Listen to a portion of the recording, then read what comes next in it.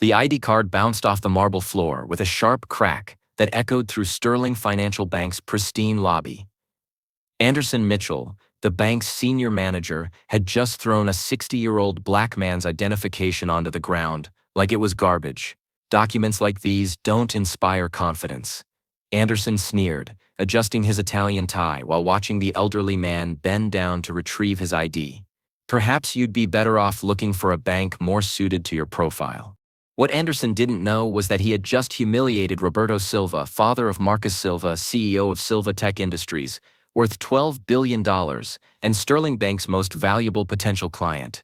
In exactly 47 minutes, Marcus would walk into the bank's executive boardroom to finalize a $5 billion acquisition deal that would make Sterling Financial the most profitable regional bank in the country. But first, he would discover what his father had just endured. Before we continue, let us know in the comments where you're watching from. And don't forget to like, share, and subscribe to the channel. Because tomorrow, at the same time, we'll bring you another story of black people leading the way that you won't want to miss. Roberto Silva remained crouched for several seconds, his weathered hands steady, as he picked up his driver's license. At 60, he carried himself with the quiet dignity of a man who had survived far worse than the arrogance of a young banking executive. When he stood up, his eyes met Anderson's with a disturbing calm that made the manager shift uncomfortably. The scene had captured the attention of every customer in the lobby. An elegant woman whispered to her husband, discreetly pointing in Roberto's direction. Two executives in expensive suits stopped their conversation to watch the uncomfortable exchange. The silence in the bank felt suffocating. "I'm simply trying to open a checking account," Roberto said quietly, his voice carrying the slight accent of someone who had learned English as a second language. "My son asked me to handle some banking matters for him." Anderson's smile was cold and practiced. "Sir, I understand your situation, but Sterling Financial maintains certain standards. We require proof of substantial income, credit history, and frankly, references from existing clients of similar standing." He gestured dismissively at Roberto's simple clothing: clean jeans, a pressed button-down shirt, and worn but polished shoes. "Perhaps Community Trust Bank down the street would be more appropriate for your needs." Roberto's jaw tightened almost imperceptibly. He had immigrated to America 35 years ago with nothing but determination and a dream for his family. He had worked 3 jobs to put his son through MIT, cleaning offices at night while studying English during his lunch breaks. Now his son was about to close one of the biggest deals in Sterling Bank's history, and this man was treating him like he didn't belong. "I have the required documentation," Roberto said, placing a folder on Anderson's desk. "My son Marcus handles significant business dealings. Perhaps you know him?" Anderson barely glanced at the papers. "Sir, I don't have time for this. Security will escort you out if you continue to cause a disturbance." What Anderson didn't see was the young woman in the corner of the lobby, her phone held discreetly at waist level, recording everything. Sarah Martinez, a journalism student, had been waiting for her own appointment when the confrontation began. Her instincts told her this was more than just a routine banking disagreement. As Roberto gathered his papers, his phone buzzed. A text from his son: "Dad, I'm heading to Sterling Financial now for the big meeting. Thanks for handling the account setup. Love you." Roberto's heart sank. In 20 minutes, Marcus would arrive expecting everything to be arranged. Instead, he would find his father humiliated and rejected. 12 blocks away, Marcus Silva sat in the back of his Tesla Model S, reviewing the final contract details on his tablet. At 32, he had built Silva Tech Industries from a small software startup into a global powerhouse, specializing in artificial intelligence and cloud computing. The company's valuation had hit $12 billion last quarter, making Marcus one of the youngest black CEOs in the Fortune 500. "Mr. Silva, we're 5 minutes out," his driver announced. Marcus nodded, his mind focused on the deal ahead. Sterling Financial wasn't just any bank. They were about to become the primary financial partner for Silva Tech's massive expansion into Latin America. The $5 billion deal would involve everything from corporate banking to investment services, potentially generating hundreds of millions in revenue for Sterling over the next decade. His phone rang. "Marcus, it's David Sterling," came the voice of the bank's owner and president. "I wanted to personally thank you for choosing us. This partnership will transform both our companies." "I'm looking forward to it, David. My father should have everything set up by the time I arrive. Your father? Yes, he's handling some preliminary account matters. Roberto Silva. I asked him to open a personal account linked to our corporate relationship. He should be finishing up right about now. There was a pause on the line. I'll make sure everything is handled properly. Marcus sensed something odd in David's tone, but dismissed it. His father was perfectly capable of handling simple banking tasks. Roberto had insisted on taking care of these details himself, proud to contribute to his son's success in any way possible. Meanwhile, back at Sterling Financial, David Sterling was frantically dialing his assistant. Get me Anderson Mitchell immediately. And find out if there's a Roberto Silva in the building right now. The assistant's voice came back strained. Sir, there's been a situation on the main floor. Security is about to escort someone out. And, well, there's a crowd gathering. David's blood ran cold. He rushed to the elevator, knowing with growing dread that his bank's biggest deal was about to implode. Anderson Mitchell had a reputation for being selective about clients. But David had never imagined he would risk a billion-dollar relationship over his prejudices. As the elevator descended, David's mind raced through damage control scenarios. How do you apologize for the humiliation of a client's father? How do you explain that your employee's racism had nearly cost both companies the deal of a lifetime? The elevator doors opened to reveal a scene that would haunt David Sterling for years to come. Roberto Silva stood near the exit, his dignity intact despite the obvious disrespect he had endured. Anderson Mitchell looked smug and satisfied, completely unaware that he had just triggered a corporate catastrophe. And walking through the bank's front doors, checking his watch, was Marcus Silva. Marcus Silva stepped through the revolving doors of Sterling Financial, just as his father was being led toward the exit by a security guard. The scene unfolded like a slow-motion nightmare. His father, the man who had sacrificed everything for his success, being treated like a common criminal in the lobby of the bank that was supposed to be their new partner. Dad? Marcus called out, his voice cutting through the murmur of onlookers. Roberto turned, his face a mixture of shame and quiet anger. Marcus, I couldn't. What's happening here? Marcus demanded, his voice rising as he took in the scene. His father clutched his ID and documents, while Anderson Mitchell stood behind the security desk with his arms crossed, looking satisfied with himself. The security guard, recognizing the expensive suit and authoritative presence, hesitated. Sir, this gentleman was causing a disturbance. This gentleman is my father, Marcus said, his voice deadly quiet. The lobby fell completely silent. Even the normal sounds of banking keyboard clicks, phone conversations, the hum of air conditioning seemed to fade away. Anderson Mitchell's confident smirk wavered slightly. Something about the younger man's presence commanded attention. Sir, I don't know who you are, but your father was attempting to open an account without proper documentation. Without proper documentation? Marcus's voice was incredulous. Show me what he provided.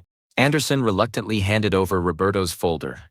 Marcus opened it to find his father's driver's license, social security card, proof of address, and a bank statement showing a balance of $2.3 million money. Marcus had transferred to help his parents enjoy their retirement. You threw my father's ID on the floor, Marcus said, his voice growing more dangerous, because you decided he didn't look like he belonged in your bank. Now see here, Anderson began, but Marcus cut him off. Do you know who I am? Marcus asked, pulling out his phone. Let me show you. He opened the Forbes app and navigated to their 30 under 30 list. There was his photo, along with the headline, Marcus Silva, CEO of Silva Tech Industries, closes $12 billion valuation. Anderson's face went pale. Around the lobby, customers began pulling out their own phones, some taking pictures, others searching for more information about the unfolding drama. You humiliated my father, Marcus continued, his voice echoing in the silent lobby, because you made assumptions about his worth based on his appearance. Well, let me tell you about his worth.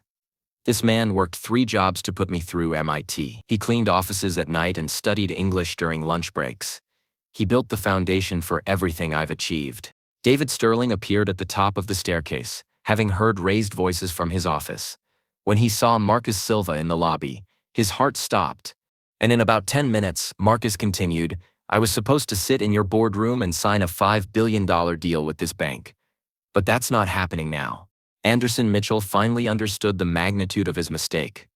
His face went from pale to green as the full implications hit him. David Sterling rushed down the stairs, his face flushed with panic and embarrassment. Marcus, please, let me explain. Explain what? Marcus's voice boomed through the lobby. Explain why your manager threw my father's ID on the floor like garbage? Explain why your employee assumed a black man couldn't possibly have the means to bank here?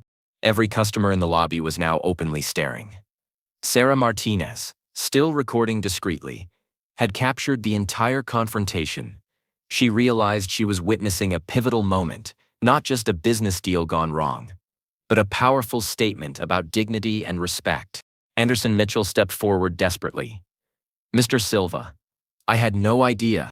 You had no idea because you didn't care to know, Marcus cut him off. You saw an older black man in simple clothes and decided he wasn't worth your time. You didn't even look at his documentation before dismissing him. Roberto placed a gentle hand on his son's arm. Marcus, we should go. No, Dad, not yet. Marcus turned back to David Sterling. Do you know what this deal meant to your bank? $5 billion in corporate financing, investment services, and international banking partnerships. Your quarterly projections showed this would increase your profits by 30–40% over the next 5 years. David Sterling's face crumpled. Marcus, Anderson doesn't represent our values. He represents them perfectly, Marcus replied. He's your senior manager. He's the face of your institution. And he just showed me exactly what Sterling Financial values. Anderson Mitchell made one last desperate attempt. Sir, this is all a misunderstanding. I can personally ensure your father receives our premium banking services. Premium services? Marcus laughed bitterly. You mean the basic respect and dignity that every human being deserves? That's not premium. That's the minimum standard of decent behavior. The crowd in the lobby had grown. Word was spreading on social media. Sarah Martinez had already uploaded a clip to her Instagram story, where it was being shared rapidly. The hashtag #GunSterlingBankRacism was starting to trend. Marcus pulled out his phone and dialed his lawyer. Patricia, it's Marcus. Cancel the Sterling Financial deal. Yes, all of it. And draft a press release explaining why Silva Tech Industries will not be partnering with Sterling Financial Bank. David Sterling's legs nearly gave out. Marcus, please, we can work this out. Work what out? Marcus's voice was ice cold. The fact that your employee humiliated my father? The fact that your bank's standards apparently include racial profiling? What exactly would you like to work out? Roberto squeezed his son's arm. I'm proud of you, he whispered. Marcus looked at his father, the man who had sacrificed everything, who had taught him that success meant nothing without integrity. I'm proud of you too, Dad, for handling this with more grace than they deserved. Anderson Mitchell watched his career crumble in real time. One moment of prejudice had cost his bank billions and likely ended his employment. More importantly, it had revealed the ugly truth about assumptions and respect in America. Within 20 minutes, the lobby of Sterling Financial Bank had transformed into a media circus. News vans pulled up outside as word spread about the canceled deal. Local reporters pushed through the crowd, trying to get statements from witnesses. The bank's stock price had already begun to plummet as investors learned about the failed partnership. Sarah Martinez found herself at the center of the storm. Her video had gone viral, shared thousands of times across social media platforms. News outlets were calling her phone, wanting to license the footage. She had captured not just a business dispute, but a moment that perfectly illustrated the ongoing struggles with prejudice in corporate America. Mr. Silva, called out a reporter from Channel 7 News. Can you comment on the cancellation of your deal with Sterling Financial? Marcus paused near the exit, his father beside him. Sterling Financial Bank has shown that they judge people based on appearance rather than character. My father is a man of immense dignity and worth, not because of his bank balance, but because of his integrity. Any institution that cannot recognize that is not worthy of our business. Anderson Mitchell had retreated to his office, frantically calling his wife. Linda, I think I'm about to lose my job. The Silva Tech deal, it's gone. All of it. David Sterling was on the phone with his board of directors, trying to explain how a $5 billion deal had evaporated in less than an hour. I don't know if we can salvage this. The video is everywhere. Our reputation is destroyed, came the voice of board chairman Richard Hartwell. David, we need to discuss Anderson Mitchell's future with this company, immediately. Meanwhile, Marcus's phone was ringing constantly. Other banks were calling, having heard about the Sterling situation. Within an hour, he had received preliminary offers from 3 major financial institutions, all eager to secure Silva Tech's business. Dad, Marcus said, as they sat in his car. I'm sorry you had to go through that. Roberto smiled sadly. I've faced worse, son. But I'm proud of how you handled it. You stood up, not just for me, but for everyone who has been judged unfairly. The deal would have been good for the company, Marcus admitted. But some things are more important than business. Yes, Roberto agreed. Like dignity. Like respect. Like showing people that actions have consequences. Back at Sterling Financial, the board of directors was holding an emergency meeting.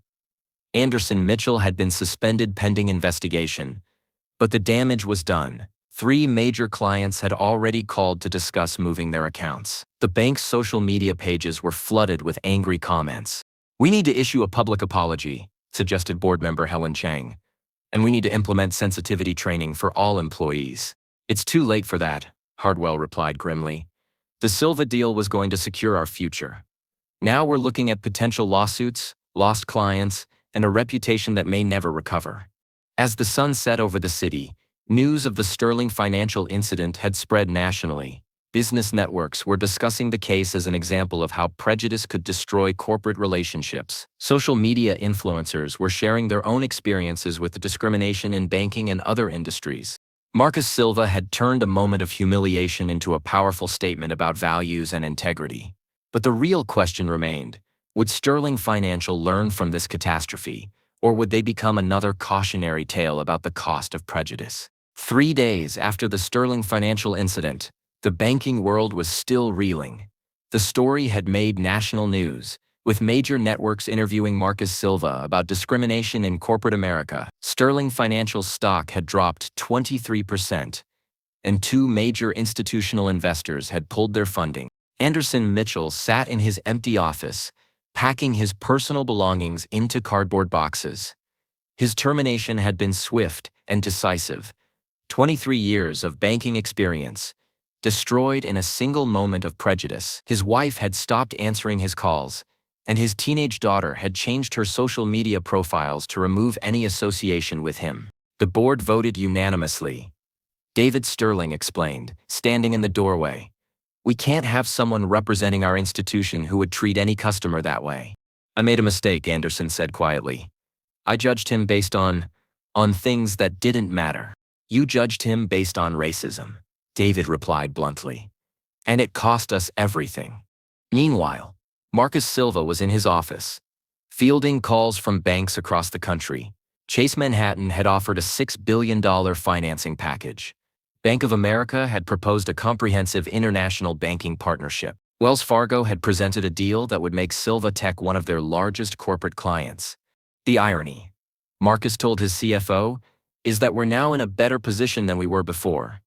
Every bank wants to prove they're not like Sterling Financial. Roberto Silva had become something of a folk hero. His quiet dignity in the face of disrespect had resonated with millions of people who had experienced similar treatment. He had received interview requests from major publications, but he declined them all. I'm not interested in being famous, he told his son. I just want people to treat each other with respect. Sarah Martinez, the journalism student who had recorded the incident, found herself at the center of a media storm. Major news outlets were offering her internships. Her video had been viewed over 50 million times across all platforms. She was being hailed as a citizen journalist who had exposed corporate discrimination. I was just in the right place at the right time, she insisted in interviews. But I'm glad people are talking about these issues. Banking discrimination is real, and it affects communities across the country. Sterling Financial Bank was hemorrhaging clients. Small businesses were closing their accounts. Individual customers were switching to competitors. The bank's once prestigious reputation was in ruins. David Sterling called an all-hands meeting. "We need to rebuild from the ground up," he announced to his remaining employees. "We need to examine every policy, every procedure, every assumption we've made about our customers." "Is the bank going to survive?" asked the longtime teller. David looked around the room at faces filled with uncertainty. "I honestly don't know. But if we do, we're going to be a very different institution." The Sterling financial incident had become a business school case study in corporate crisis management. Harvard Business Review published an article titled, "How One Employee's Prejudice Destroyed a $5 billion Deal." The Wall Street Journal ran a series on discrimination in financial services. Marcus Silva had achieved something unprecedented. He had turned a moment of personal humiliation into a national conversation about respect, dignity, and the true cost of prejudice. But the story was far from over. 6 months later, Sterling Financial Bank filed for Chapter 11 bankruptcy. The loss of the Silva tech deal had triggered a cascade of departures from other major clients. The bank's reputation never recovered from the viral video of Roberto Silva being humiliated in their lobby. Marcus Silva had chosen to partner with Pacific Union Bank, a minority-owned institution that had impressed him with their commitment to community banking and social responsibility. The deal, worth $7 billion, had made Pacific Union one of the fastest-growing banks in the country. "It's poetic justice," Marcus told a reporter from Forbes. "A bank that understands the value of dignity and respect gets the business, while the one that practiced discrimination fails." Anderson Mitchell had moved to a small town in Montana, where he worked as a bank teller at a local credit union. The humiliation of his public firing had followed him everywhere. He had lost his house, his savings, and his family. His wife had filed for divorce, citing the embarrassment of being associated with his actions. "I think about that day every morning when I wake up," he told a documentary filmmaker who was creating a film about the incident.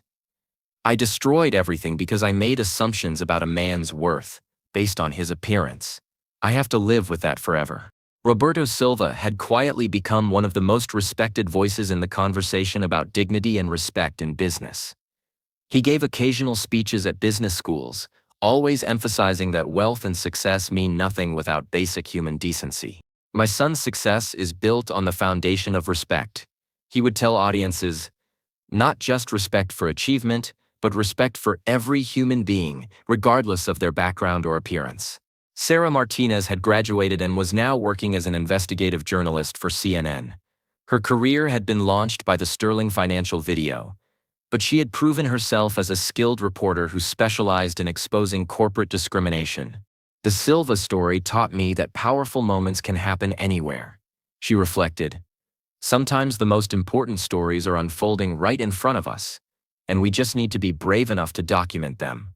David Sterling had sold his remaining assets and moved to Costa Rica, where he ran a small ecotourism business. The weight of his bank's failure and the role he had played in enabling Anderson Mitchell's behavior had aged him considerably. "I should have known," he told his wife, as they watched the sunset from their small hotel. "I should have created a culture where respect was non-negotiable. Instead, I enabled someone's prejudice to destroy everything we had built."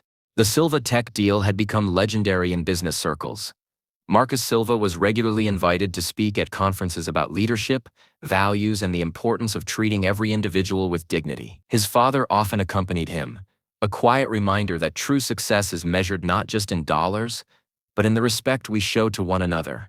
"People ask me if I regret canceling the Sterling deal," Marcus said in his keynote speech at the National Business Leadership Conference. "The answer is no. Some things are more valuable than money.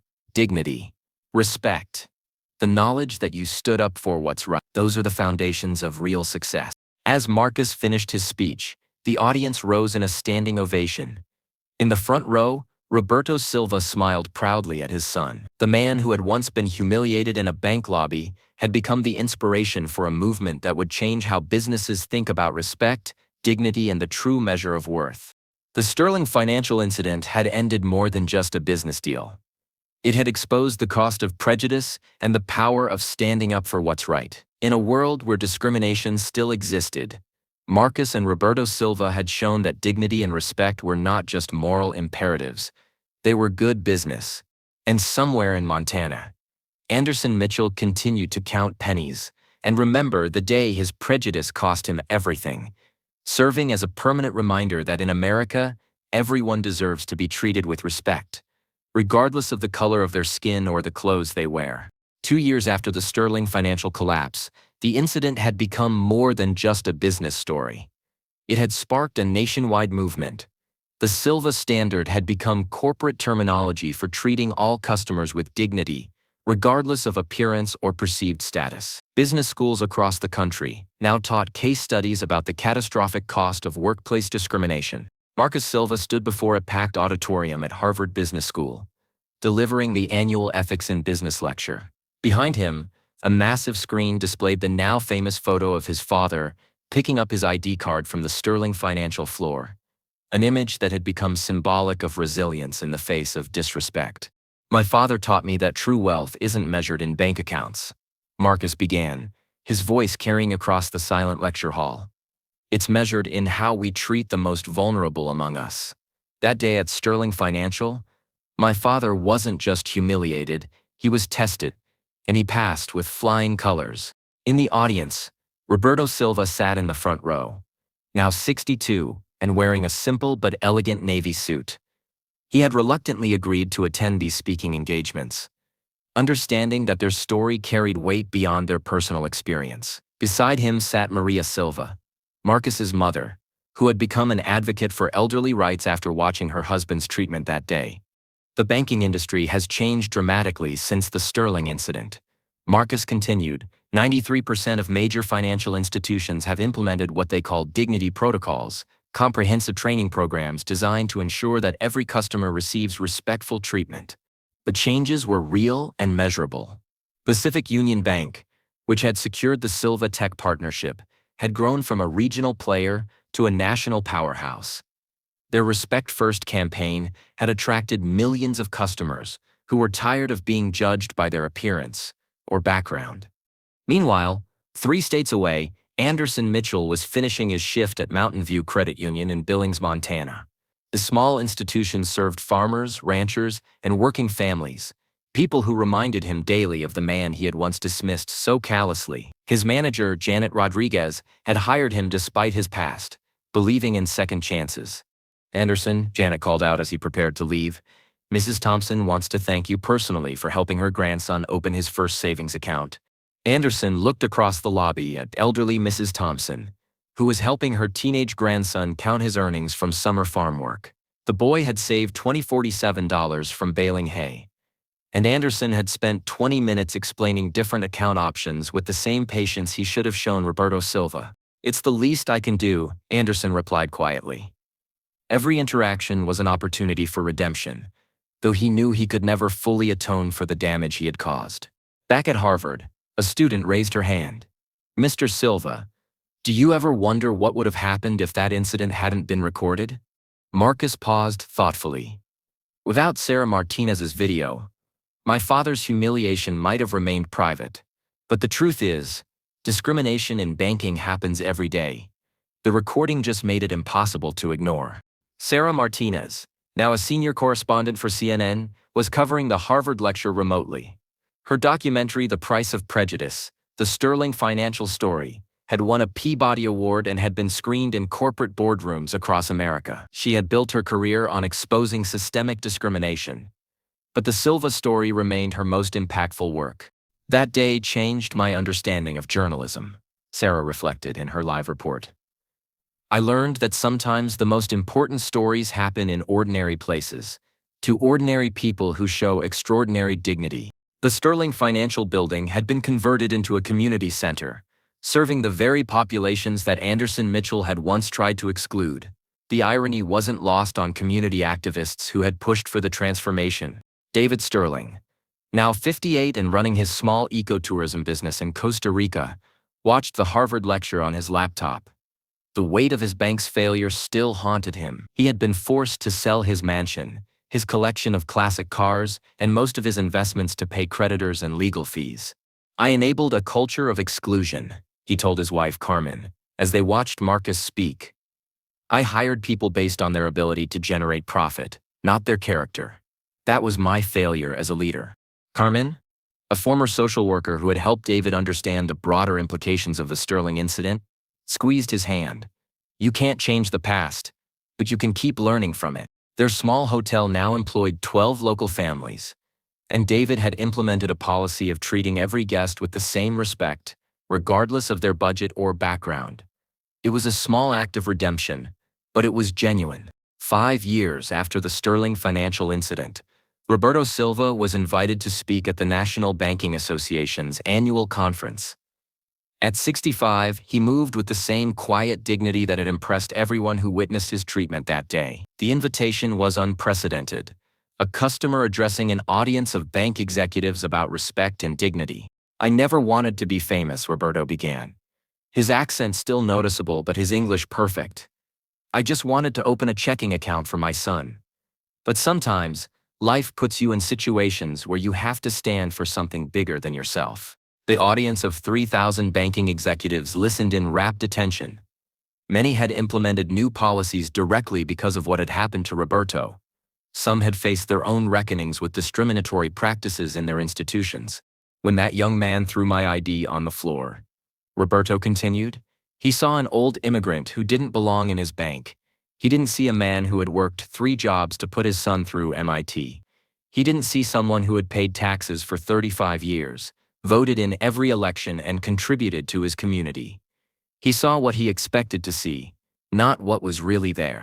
In the audience, Patricia Williams, the new CEO of First National Bank, took notes frantically.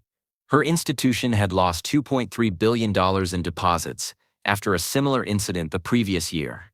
The Silva standard had become more than a corporate buzzword, it was a survival strategy. Marcus Silva had expanded his business empire beyond technology. Silva Industries now included a venture capital firm that specifically invested in minority-owned businesses, a scholarship foundation for immigrant students, and a consulting firm that helped companies develop inclusive practices. Success without purpose is just accumulation, Marcus told Forbes in a recent interview.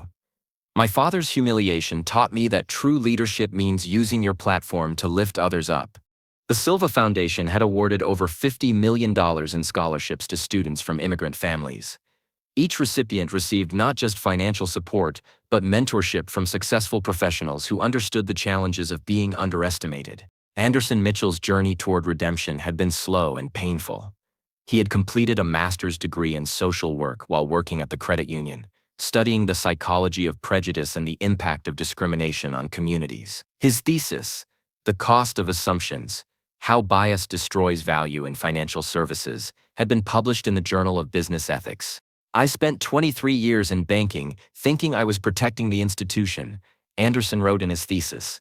In reality, I was protecting my own prejudices and limiting the bank's potential by excluding qualified customers. His marriage had ended, but his relationship with his daughter had slowly healed. She was now a civil rights lawyer, inspired partly by her father's fall from grace, to fight against the very discrimination he had once practiced. Dad made a terrible mistake, Jessica Mitchell told a reporter. But he spent 5 years trying to make amends. That doesn't erase what he did, but it shows that people can change. The Mountain View Credit Union had become a model for inclusive banking. Under Janet Rodriguez's leadership, the institution had grown by 340% in 5 years, attracting customers who appreciated being treated with respect regardless of their background. Anderson's story is complicated, Janet reflected. He caused tremendous harm, but he's also shown that people can genuinely change. Our job is to create systems that prevent discrimination while allowing for redemption. The Sterling financial incident had become a case study in crisis management, corporate ethics, and the power of viral media. Business schools, journalism programs, and diversity training courses all used the story to illustrate how quickly prejudice can destroy value.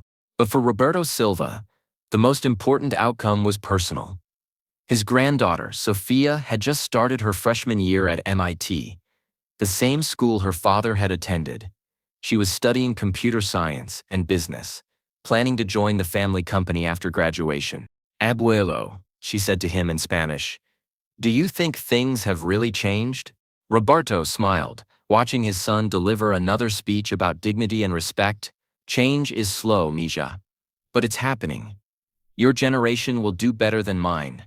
As the banking conference concluded, Roberto received a standing ovation that lasted 7 minutes. The man who had once been humiliated in a bank lobby had become a symbol of resilience and dignity. His quiet strength had sparked a movement that would continue long after he was gone. The Sterling Financial Building's Community Center now hosted an annual Dignity Day celebration, where local businesses committed to treating all customers with respect. It was a small victory in a larger struggle, but it was real progress. And in Montana, Anderson Mitchell continued his work at the credit union, helping customers who reminded him daily that everyone deserves respect. He would never fully escape the consequences of his actions, but he had found a way to channel his shame into service. The Silva family had turned a moment of humiliation into a legacy of dignity. Their story would continue to inspire others to stand up for what's right, even when the cost seemed too high to pay.